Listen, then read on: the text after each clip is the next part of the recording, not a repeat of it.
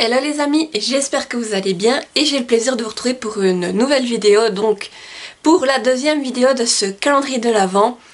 Comme je vous ai dit, je voulais organiser les vidéos de la semaine de manière un peu plus courte et du coup je me suis organisée pour que chaque jour je vous présente des choses différentes.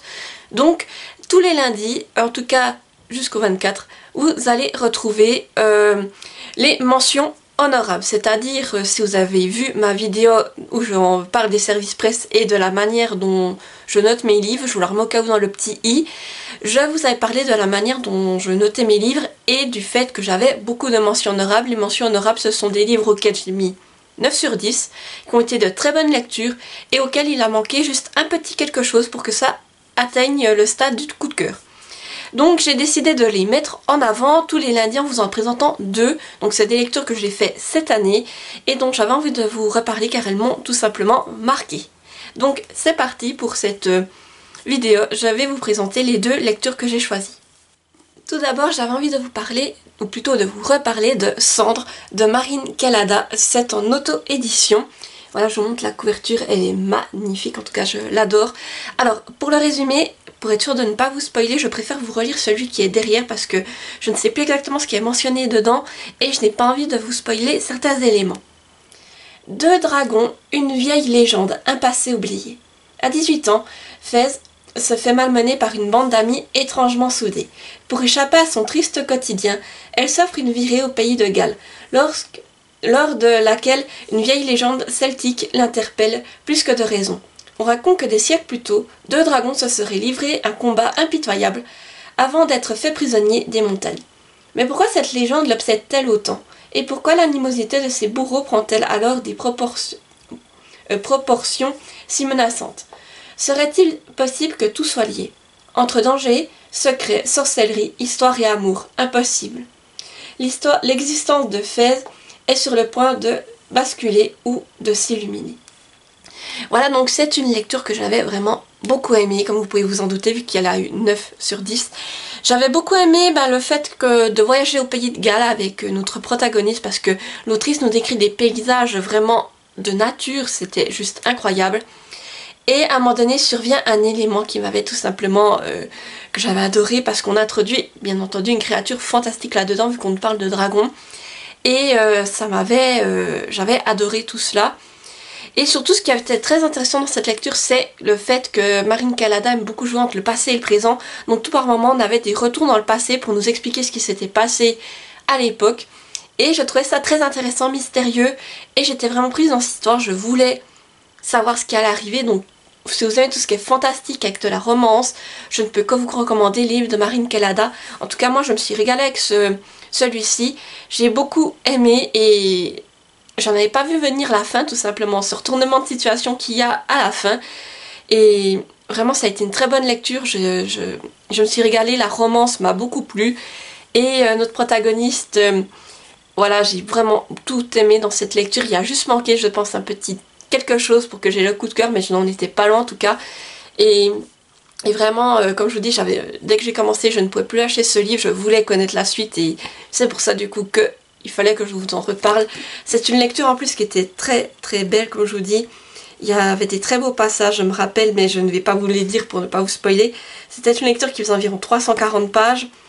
Et si vous voulez, c'était écrit assez grand, assez aéré. Les entêtes de chapitres étaient faites de cette manière un peu, voyez, un peu médiévale j'ai envie de dire, pour être en raccord avec les sous dans le passé. Et voilà, tout simplement, je ne peux que vous la recommander. En tout cas, j'avais passé un très bon moment et la plume de Marine Kalada est très fluide, donc vraiment ça se lisait tout seul et je n'ai qu'une hâte, c'est de lire un nouveau livre de cette autrice. J'avais également envie de vous reparler de Sim, le tome 1, La terreur des maudits de Nathalie Herbaré, et c'est également en auto-édition. Je vous montre la couverture comme ceci parce qu'elle est noire, c'est un peu compliqué avec la lumière, mais elle est magnifique. Et là, si vous voulez, alors pour vous faire un bref résumé, on suit Ratot qui vit dans un village qui est perché dans la forêt sur pilotis. Et en fait, il ne faut pas se rendre dans la forêt parce qu'elle est peuplée de monstres. Donc Ratot vit dans ce village qui est gouverné par les anciens. Et un jour, en fait, pour sauver sa sœur, qui va être sacrifiée aux créatures de la forêt, Ratot décide de partir Et une fois descendue dans la forêt, elle va donc faire face aux fileux qui sont ces fameuses créatures qui hantent les bois. Et elle va aussi découvrir plusieurs vérités qu'on ne lui a jamais révélées dans son village. Donc là aussi ça a été une très bonne lecture. J'ai adoré déjà la plume de l'autrice qui était très prenante. Dès le départ, on grince un peu des dents parce que dans ce village, vraiment on voit que c'est les anciens qui dirigent tout et vous faites ce qu'on vous dit. Et vous vous taisez surtout. Et surtout, on va dire qu'Aratot, il commence à lui en dire pas mal dès le départ, donc ce qui fait encore plus grincer des dents en lui disant bah, toi ta place c'est ça, et maintenant tu restes à ta place et tu fais ce qu'on te dit. Et quand on arrive dans la forêt, on a un moment déjà à découvrir ce que sont les fileux, parce qu'on nous parle de ces fameuses créatures, et il y avait cette curiosité derrière de savoir mais qu'est-ce que c'est que ces fileux? Et petit à petit on nous explique, on les découvre déjà, et au fur et à mesure de l'histoire on découvre qu'est-ce qui s'est passé, pourquoi ces créatures ont vu le jour, etc. Et ça m'a beaucoup plu, j'étais prise dans cette histoire. On nous parle aussi beaucoup de survie dans la nature, mais aussi le fait qu'il faut respecter la nature, toutes ces choses-là. Et j'ai trouvé ça très intéressant la manière dont c'était fait. Et ce qui m'a beaucoup plu, c'est qu'à un moment donné aussi, moi je pensais qu'on allait peut-être rester plus sur cette notion survie, tout ça. Et tout d'un coup, on nous intègre la notion de magie aussi là-dedans. Donc j'ai trouvé ça génial.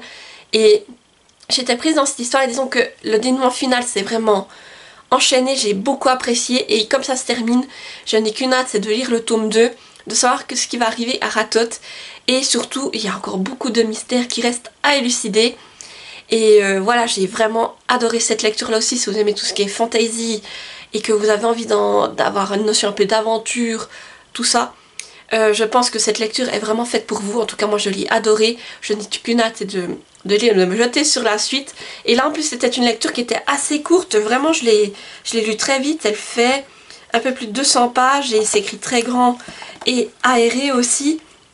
Juste que je vous montre si je trouve un début de chapitre, et aussi les entêtes de chapitres sont magnifiques, si vous voyez.